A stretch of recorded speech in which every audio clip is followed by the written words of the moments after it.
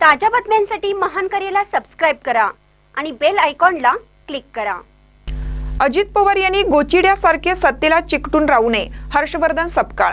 अजित पवार म्हणतात की सगळ्यात जास्त भ्रष्टाचार झाला आहे, मग सध्या सुरू असलेली ही नुरा कुस्ती काय आहे?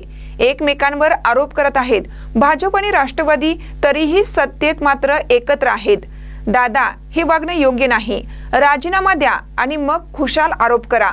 अजित पवार यांनी गोचिड्यासारखे सत्तेला चिकटून राहू नये अशी टीका काँग्रेस प्रदेश अध्यक्ष हर्षवर्धन सपकाळ यांनी केली। पाहूया ते काय म्हणतात।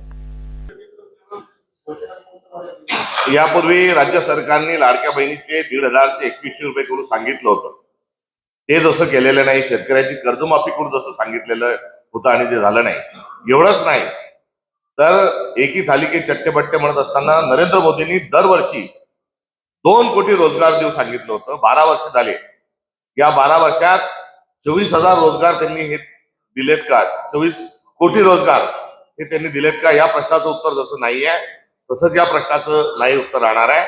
आता या घोषणा करत असताना जर त्यांनी सांगितलं असतं की हे आम्ही करू आणि यासाठी लागणारं जे आर्थिक जे बजेट आहे ते 70,000 कोटी रुपयाचा जो भ्रष्टाचार आहे, त्या भ्रष्टाचारातले पैसे या योजनेकडे वळती करू, असं जर दुसरं वाक्य त्यांनी बोललं असतं तर त्यांच्या या वक्तव्यावर विश्वास ठेवता आला असता।